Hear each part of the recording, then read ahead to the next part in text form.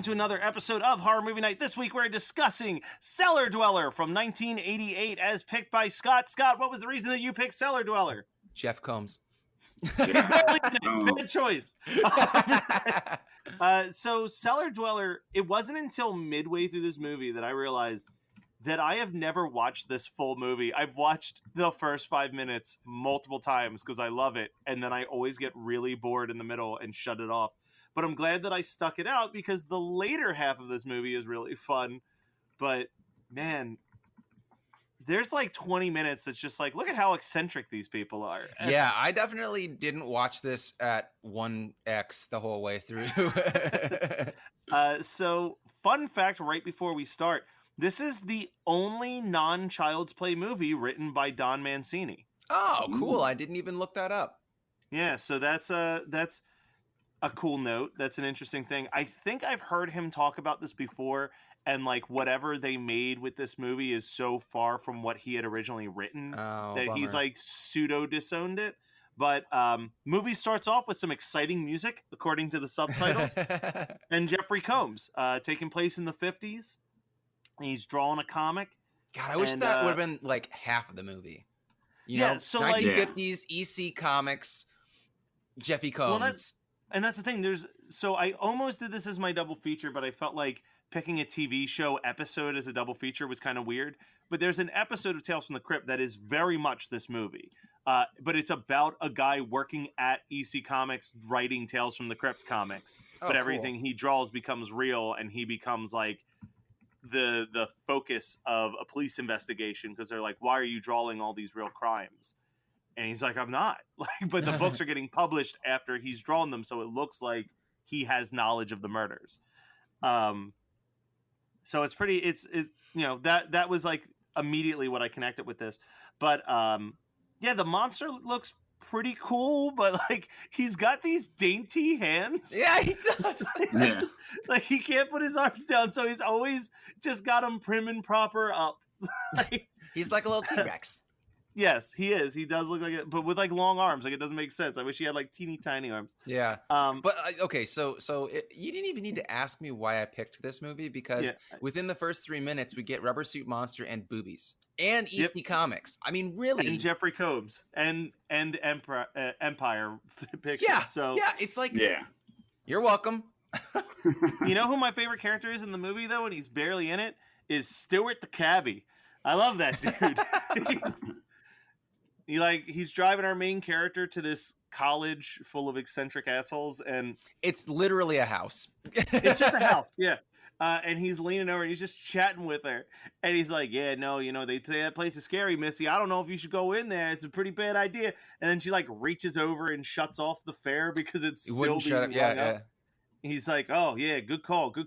Anyway, go in there, be safe, have fun." And she gets out and goes, "Damn chatty broads, they never know when to stop talking. Broads will chew your ear off." I was just like, I love this dude. Why can't he come back? Why can't everybody in this movie be like him? Yeah, just like funny, charming, and fast talking, and completely oblivious to what's happening. Yeah, and he doesn't overstay his welcome. That's also why he's so fun. But so, ever notice how axes in movies are so shiny? Like, I've never seen an axe as shiny in real life as I have in movies. Like, this axe that Jeffy Combs takes down in the basement in the beginning is so shiny. It reminds me of the axe that they use in, like, every single Silent Night, Deadly Night. Like, just absurdly shiny. It's not even... It's made out of, like, mercury. At least it makes sense in this one because it's an axe that he drew, so it's like an artist's rendition of an axe. Oh, fair. But I agree that in other movies, it's like, yeah, no.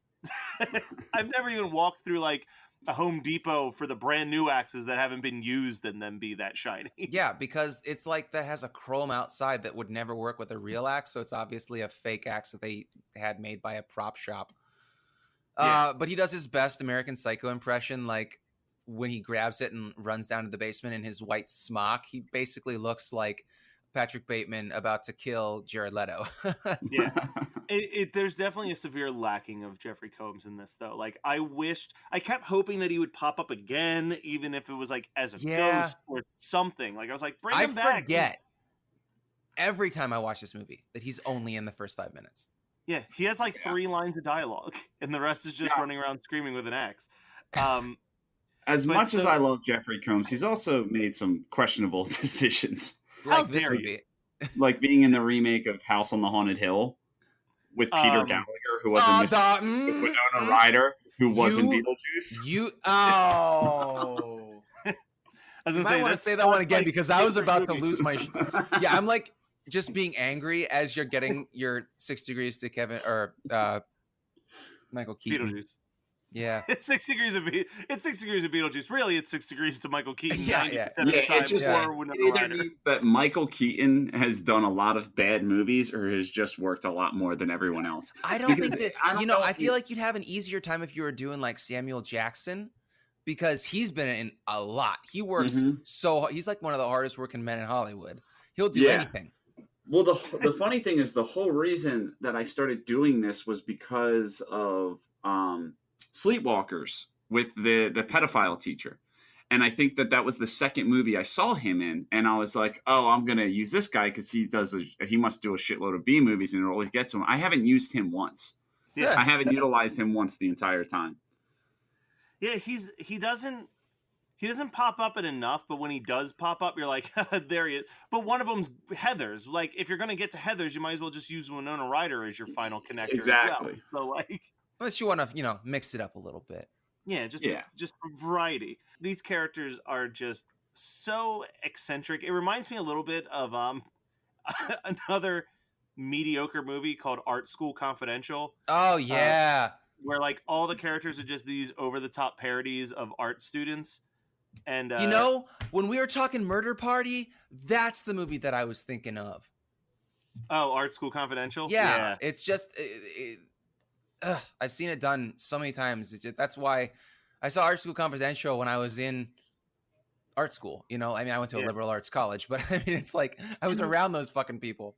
And I liked Art School Confidential a lot more before it turned into a murder mystery. Like that's where the movie's just like, oh, like as a satire on art school, it's good. And then it tries to have this narrative storyline and twist, and you're just like, oh no, you fucked up. So which one came first? Art School Confidential or Brick? Art School Confidential, I think. But because it may I have always been think around of the those, exact same time. I feel like those two are both like, ooh, crime noir. And one does it so well and one does it so poorly. Let's see. So Brick was 2005. Art School Confidential was 2006. I love Brick. Yeah. I fucking love Brick. Brick's one of the best. Brick was one of the coolest movies I got to see in theaters. Because like when they showed up, when we went to the Ritz, they gave you this little tiny, it was called the Dictionary of Brick. And when you would flip through it, it would have like some of the terms that they would be using in the movie and what it meant in like film noir in the past, so that you could like understand the references. I lost mine. I think Schropp still has his, but like that movie was a fucking blast. I still can revisit that and have fun. Yeah, I've seen it like 3 or 4 times. For movies that have like twist-esque endings, I don't really watch them more than once. Yeah. So. Yeah. Well, and I like that movie has the really cool, I think it's a cool thing that they don't do enough is there's the chase scene where there's absolutely no music and it's just the sound of the feet running through the hall. Yeah. To build the tension of the chase, you're just like, oh man, this is really cool. Anyway, on to a less well-known and less fun I knew movie. we needed to beef up this conversation with something classy, so there you go, Brick. Because, so here's the problem, is just like the middle is just whatever. We meet our cast of characters, and then our main character decides, hey, I'm going to, for my art project, try to recreate what my favorite artist, who is Jeffrey Combs, what his last comic was before he died, because I believe that he didn't do what everyone says he did, where he got framed for murdering somebody and then committing suicide when it was actually a rubber monster. Finally, we get the rubber monster back, and then the last 20 minutes is a goddamn delight. But yeah, oh yeah. But the best thing about this movie is that it's only an hour and 10. So, but it's an hour and 10, and it drags way too much for a movie that's an hour and 10 minutes. Yes, but I'm saying like it's only an hour and 10 minutes, so you can fast forward through a little bit of the exposition. Fair enough. Yeah, it's like, here's the thing though, it's like not a bad movie in my mind. No, it's not. So it's like a worse, like for horror movie night, a podcast, great, we do this movie. But for like an actual horror movie night at a house, it's just not a good pick because it's not great, No. but it's not like fun to like sit there and be like, let's rip on this movie. Like I think the monster's pretty cool. Yeah. I think I love he's got a pentagram carved into his chest. Yeah, like it's not laughable. So here's a question. I know this is like a little tiny thing. How do you feel about the fact that the monster talks? Because I'm real torn on it. I mean, why not? When it starts to talk, it's just like, okay, this is happening, you know? Like I was You're kind just of along like, for the ride, you know? Yeah. But I'll tell you, my favorite part in this whole movie isn't the Jeffrey Combs intro. It used to be, but it's the first kill of that girl Amanda. When two things happen, she draws a banana peel, and then the banana peel disappears on the ground, and she slips. But then it's the sound effect for the door doorknob. handle. Yeah, I have a note for that too. It's so out of place in every way, shape, or form. But I feel like that had to have been in Don Mancini's original script because it's just so. I don't know. He's a very playful dude. Yeah, you know, like I feel like it turns into Looney Tunes at those points. But yeah, that scene is. I really wish funny. There was more of that though. There was more. I wish there was more of that. I wish there was more gore. Like the decapitation looks so fucking good, but there's really not that much blood in the rest of the movie. Yeah, no. It's a lot of like shots of the comic book, which sucks. But we do get to sit through that entire weird balloon dance about how death is sad. Death is sad. Yeah. But then your reward for sitting through that stupid bullshit performance art is that the crime noir detective gets decapitated, and it looks fucking awesome. Yeah, it looks great. I wish that the Cellar Dweller required everyone be decapitated. You know, like have your monster have a preferred method of murder. Yeah, I think that's super important because, you know, with slasher killers, they always pick a weapon. But if your hands are weapons, wouldn't you want to just decapitate everyone? I mean, we'll get to that in 2 weeks, but still, I just want a supercut. Like I want 2.5 hours of every awesome decapitation that we've ever watched. You're talking to a guy who could probably make that for you. Listen, I don't but want... only after he's caught up on Game of Thrones. You got to see some hanging dong in Game of Thrones to steel yourself for all that decapitation. Oh God. I mean, we're just speeding through the movie, but basically, I have one thing to say about the Dweller. He has kind eyes. He does. His eyes do a little like flicker thing. Did you notice that? Mm-mm. I don't know if it was just my TV, but I swear that there's like this when he pops up before he kills. There's like a weird like flicker in his eye. He starts drawing comics without our lead character doing it. Yeah. And forcing himself to kill more. And my favorite thing, forcing a teacher to transform into him, which was just fucking bonkers. That was so weird. I love it though. Oh, you know who that is? Yvonne DiCarlo. Okay. Mrs. Briggs is played by Yvonne DiCarlo. Yvonne DiCarlo. She was in American Gothic. She's the grandma or the mother or whatever in that. Oh yeah. And she was. I mean, she was in a lot of stuff. In the 60s and 70s. Mostly 50s and then in the 70s. But her heyday, 40s. Oh shit! What's her biggest thing? She was Sephora in Ten Commandments. Like with what's his face? She's like super famous. She was like a model actress. She like Yvonne DiCarlo, man. She was a big deal. So you had mentioned American Gothic, and actually I watched. Oh, she was also Lily Munster. Thank you. Oh, there you go. I also watched a movie that had someone from American Gothic in it. Was recently I watched Meatballs for the first time because I'd never seen Meatballs. And wait, and is that the one that has all the boobs, or is that Meatballs 4? There's probably Meatballs 4 because Meatballs 1 is a PG movie with Bill Murray. It was his first starring role. Okay. But Yeah, one of the camp counselors at the camp. I'm like, she looks really familiar, and I googled her, and she'd only been in like 4 other movies, but one of them was the lead in American Gothic. Oh, with the crazy eyes. Oh, I love her. She's so great. So finally, our lead character realizes that this cellar dweller is causing all the chaos, and she's got to stop it. And she accidentally stops it by throwing whiteout over the comic. And I literally wrote, whiteout, of course. That is such a "Are you afraid of the dark" kind of ending. I was going to say also like a Batman from the 60s thing. Oh, yeah. But I love the shot of she's looking at the comic now that the whiteout's all over it, and the cellar dweller's hand bursts out of the page real quick, which was just fucking awesome. But then she realizes, oh, I can draw all of my friends still being alive, and everything will be okay. And then she promptly throws it in the fire like a numbnuts. Well, no. She burns the sheet of paper with the cellar dweller on it because, and I agree, she's smart. She's like, he will find a way to escape if I don't burn this paper. Like, he will only be chained to this wall for so long. But what he starts doing is making the sheet of paper that's him also turn into every single other person one by one, so that he's like, I get it. I wouldn't have thought of that. I was like, okay, cool. She's burning the cellar dweller. All's good.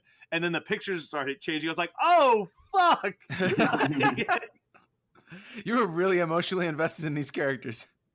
Well, and so here's the thing. So, like, it brought up a lot of moral questions in my head because it's like, do they know that they're dead? Are they just like a duplicate of the person that they used to be? Like, is this clones? Did she just clone them? Is this like the fucking Prestige? Spoiler alert for a movie that not many people saw from like 15 years ago. Or that, oh my God, is it really that old? Yeah, I was still in college, so yeah, it was so fucking old. Oh God. But yeah, no, like, I don't know who these people are. They don't seem like their normal selves. So are they truly themselves anymore? Or did she write them with the personalities of what she wanted them to have? I don't know. There's so many answers that could have been answered in Cellar Dweller too, if this was more popular of a movie, I guess. But were we at the point where he was like, where, you know, Richard Band was like, I think I'm done with sequels. I think it was like, I don't know if sequels are marketable, because this was the year before Puppet Master, which changed everything. Really? Puppet Master's 89? Yeah, first Puppet Master's 89. Because it looks like it was about 84 when you watch that movie. I love Puppet Master 1, but it is not a well-shot film. Puppet Master 1 is probably the last Puppet Master I'd be willing... Puppet Master 1 and Puppet Master 4 are the only remaining ones we haven't done an episode on that I'd be willing to do an episode on. The rest of that franchise... Oof. But, Yeah, I don't have... Well, Retro Puppet Master, which I don't think I've seen, which is like... Is that the most recent before Littlest Reich? No, they made a whole lot after Retro Puppet Master. Oh, shit. Because I think Axis of Evil was in there. There's a whole bunch of shit. Maybe I have seen that, but I haven't seen Axis of Evil. Dude, they all blend together. They're so terrible. That's the problem. After like Curse of the Puppet Master, that was the last one that I remember. Which one's even the Curse of the Puppet Master? That one sucks, but that one at least stands out to me because it sucks. That's the one where it's just like a regular puppet maker, and the kid finds the instructions on how to make a life-size puppet, and he's like, okay, cool. And he starts working on it, but then the puppets turn on him and turn him into the giant puppet instead at the very end of the movie. And you're just like, all right. It's literally 55 minutes long. It is the shortest Puppet Master movie. See, I can't tell if I've seen that or not because it's just such a forgettable plot. Yeah, they all blend together. They're all, but that's the only one. Like the rest are just like the puppets are back for some reason. And yeah, like for hate crimes. Yeah, half of them they're like the puppets are back, and here's a bunch of stock footage of what they've done in the past. Yeah, like, but yeah, I mean, Cellar Dweller's decent. It's definitely something that I'm sure I'll revisit, but not anytime I think it's better soon. as clips. Yeah. It's part of I have it as part of a double disc Scream Factory release with a movie called The Catacombs that I never really loved, and I hear so many people rave about it. The Catacombs. Yeah, it's got a good box art. It's like a classic, but you can tell that it's one of those like Charles Band hired someone to paint the poster, and then they wrote the movie around the poster concept. What year? I want to say same time, 88. It was actually originally like The Cursed 4 or 5, and then they just changed the name to Catacombs. Oh, it's called But Catacombs, 1988. Yeah. Okay, so Curse 4. Wait, as in like Yeah, as in Curse like the 2, Curse, the Bite. Yeah. Okay, are you talking about the one where the woman's tied up? Yeah, that's the cover that I have. Life after death after death after ... So, have you watched it? Yeah, it's kind of just forgettable. It's like it's a period piece horror, and like Ooh, those that are does it for me never though, good. man. Yeah, you'll love it, but you'll watch and be like, "Well, this is not horror movie night content." Like, It's just I not. think, It's not bombastic enough.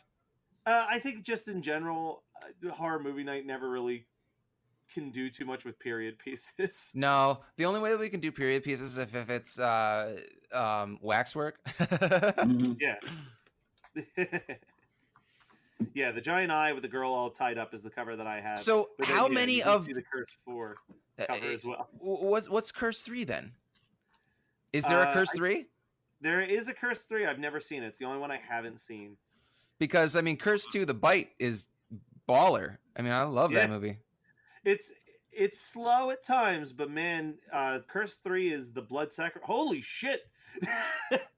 Google the Curse 3, and there is a picture of some type of fucking monster that I am all about. Oh yeah, I'm for Curse that. 3. It kind of looks like fucking Blood sacrifice? Creature of the Black Lagoon and It fucking does. alligator bang. Yeah. Oh, we're doing that. Oh, we're doing that. Yeah, for sure. Anyway, so Wait. seem to Here's really the like- question though: is how is Curse 3 Blood Sacrifice from 1991, but Curse 4 Catacombs is from 1988? good call.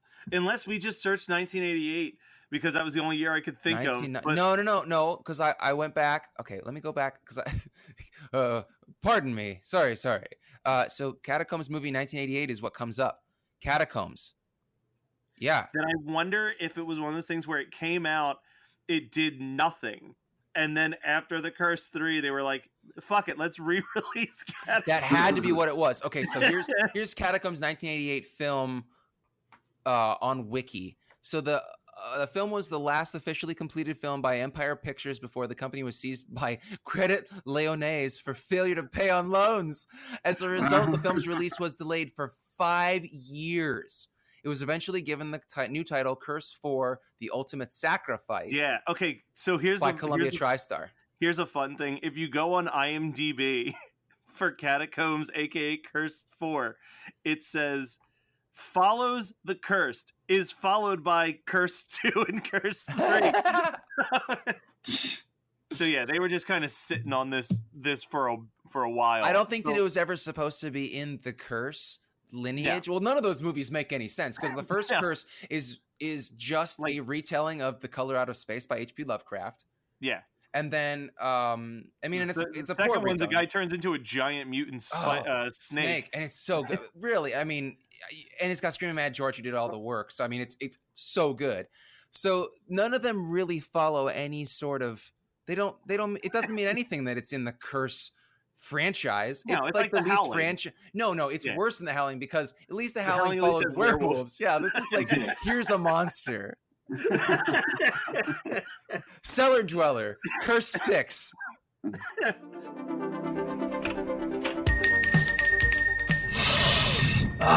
The smell of the video store. I love this place. Do you remember when you could just look at the walls of covers? We had to choose just by looking at the cover and reading the crappy synopsis. You were leaving with one. And the only way to know what new movies were coming out is you actually had to watch the trailers instead of skipping them. Right, we didn't have the internet to look it up. We had one guy named Todd behind the counter that would tell us what was good or not. And Todd strangely liked way too many romantic comedies. Yes, but you always knew when the boobies were coming because Todd made sure. Oh, and remember all the awful CG we had to put up with in the mid-90s? We talk about that a lot, don't we? Join us on Analog Jones and the Tempo Film, where we talk about VHS tapes. And we wax nostalgia like none other. All right, so what was your guys' Cellar Dweller double feature? Well, since I picked it, I want to go first. Is that okay? Yeah, that's fine. Is it Stone Age? No, 2 weeks in a row. no. So I was really torn on this. I have two. I'm going to tell you the one that I really picked, and then I'm going to tell you my runner-up. So the one that I would actually pick is Wes Craven's New Nightmare, because it's the Okay. same kind of concept. But I would start with New Nightmare because it's an actually scary movie to me. Like, it gives And it's me well that, written. and Yeah. it looks great. I watched it just maybe 6 months ago again, and I watched it sometime, like summer, fall of last year, and it's a really good movie. It holds up really well. It makes me feel like the original Nightmare on Elm Street makes me feel, still like that absolute dread about Freddy, whereas none of the other ones do. So I love that movie. I just absolutely adore New Nightmare. And it also is kind of like you are giving evil an entry into the world, and so it's like, topical. But I would do New Nightmare first, and then to calm down, I would do Cellar Dweller because it's so cheesy. But Okay. my runner-up that I was like, I had New Nightmare written down for my double feature because I'm actually trying to do double features in advance now, so I don't forget when I'm on the spot. But as we were discussing this, I was thinking about how all of the I don't know if this is an EC. I've read a lot of EC Comics, Tales from the Crypt type stuff, and I don't think that it was a trope, but maybe I'm just missing the true trope here. But every woman that's drawn in Cellar Dweller's cartoon or in the comic book cells has hard nipples. And I'm thinking like either it's really cold in the house, or whoever wrote this had this trope in their head that like every woman in an EC Comics panel had hard nipples. And so it got me thinking about this really shitty movie with Dick Miller in it called Evil Tunes. I've mentioned it before. And it's a really shitty, pervy Evil Dead 2. But it's got horny cartoon. They're literally drawn onto the actual into the movie, and they're rapey cartoon monsters. And I don't know, if you want to go really schlocky, you could start with Cellar Dweller and then like kick it up a notch and do Evil Tunes. But even I feel almost dirty suggesting it because it's like really exploitative, and that's why I haven't in the we're almost at 4 years of horror movie night plus extra how many years you and I have been discussing movies together. I haven't made us sit through it because there are a lot of uncomfortable scenes in that film. It's why we never did Rape Squad. Pretty much. So like I said, I was originally considering maybe doing the Tales from the Crypt episode, Corman's Calamity, but I think that a TV show episode doesn't really count. So what I'm going to go with is a movie that I am still waiting on when I'm going to pull the trigger on it for a Patreon episode, Cool World. Yeah, dude. You haven't picked that one yet? I know it was on your list, but I'm surprised. Yeah, no, I'm waiting for the right time. I because it's not a very good movie, but it's a very our bread and butter, my friend. Movie. Yeah. But yeah, Cool Is World. Kim Brad Basinger Pitt, Kim Basinger, and some other people. But yeah, I used to watch that shit all the time. It's very clearly we're gonna try to cash in on Who Framed Roger Rabbit. Yeah. But, I just want to be real. Yeah, but it is disturbing on a lot of ways. So I'm gonna go with Cool World. Brian? Nice. So I'm gonna do one that is just a plug that I'm gonna do that I haven't seen yet. But today, February 1st, while you guys are listening to this, there is a movie on Netflix that just was released today, February 1st, called Velvet Buzzsaw. It is by Dan Gilroy, who did Nightcrawler. It is starring Jake Gyllenhaal, John Malkovich, and Toni Collette. And it seems similar to this movie based on the trailer. It looks like these paintings are discovered and they start coming to life and killing people. Looks really fucking awesome. It's got a great lineup. I'm going to watch it. I hope you do too. And now a less good movie. This is a You're Welcome type of spoiler alert because it's not a very good movie. But the ending of this movie reminded me of a 2014 movie called Come Back to Me, where this girl has this creepy neighbor and she keeps having these nightmares.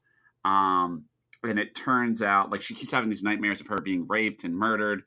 And then it turns out that this kid has this unexplainable superpower where he can bring people back to life, and they have no idea what happened. So he went through his life, raping women, killing them, and then bringing them back to life. Holy shit. That's awful. Yeah, no, it's not a very good movie. The only decent part of the movie is the very end when she defeats the killer and she kills him. And then what immediately happens is every single girl that he murdered dies. And it just is like a bunch of cut shots of like a girl swimming in the pool and her throat gets slit and like all these things. So then she ends up dying, and everyone that he's ever killed once he dies. And it was a cool shot ending. But the rest of the movie is a cool concept. I like that. But man, just the concept of the movie in general is like, who the fuck would write that and be like, yeah, I want to put this on film? Yeah, and it's not very good, which really makes me I gotta say, good job, Netflix, because you guys have come a long way.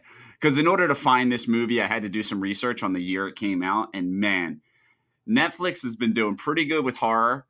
But like 2-3 years ago, they were putting out some fucking garbage horror movies. Wait, Netflix made that movie?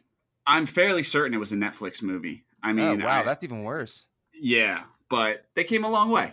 So good for you, Netflix. Thank you for going from Come Back to Me to Apostle. Yeah. Well, that was Cellar Dweller from 1988 as picked by Scott. Next week's episode, you guys are going to lose your head over. It's going to be really, really exciting. So tune in for that. It's picked by me. And, we're getting closer and closer to the listener submitted month. And more importantly, holy shit, how have we not explicitly said this? We're a month away from Mania now, guys. So Monster Mania is on March 8th. Brian, Scott, me, the Jersey Ghouls. As far as I know, Fright School's going to be there with us as well. We're going to be fucking hanging out. I think Chris LaMartina from WNUF is going to be there for a little bit. So we're just going to all have like a giant gang get together. We're going to have Dylan from past episodes. We're trying to see if Kyle will come down. It's going to be a giant horror movie night squad reunion. We're going to be recording all of those listener submitted episodes live at Monster Mania, live quote unquote, in our hotel rooms. Maybe we'll even do one on Facebook Live. Maybe we'll do something crazy live from the hotel room. You can watch us doing an episode. We'll see what we end up doing. It's up in the air for now. But March 8th, 9th, and 10th, if you live in the area, please come out. Cherry Hill, New Jersey, Monster Mania. We will be there chatting with you, and we'll figure out some cool shit to do. And if you're not able to be there, keep your eyes on the Facebook page, because I'm sure we'll be posting pictures and all types of stuff throughout the weekend. We'll be blowing that feed up. In the meantime, keep in touch with us also on Twitter and Instagram, HMN Podcast, or our website, hmnpodcast.com, or send us some emails at hmnpodcast@gmail.com. Thank you so much for listening, and we'll be back next week. Boom.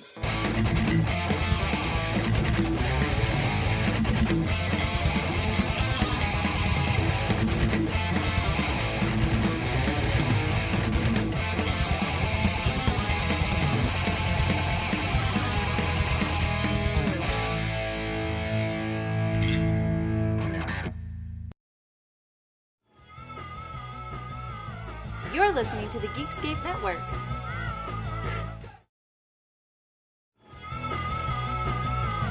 You're listening to the Geekscape Network.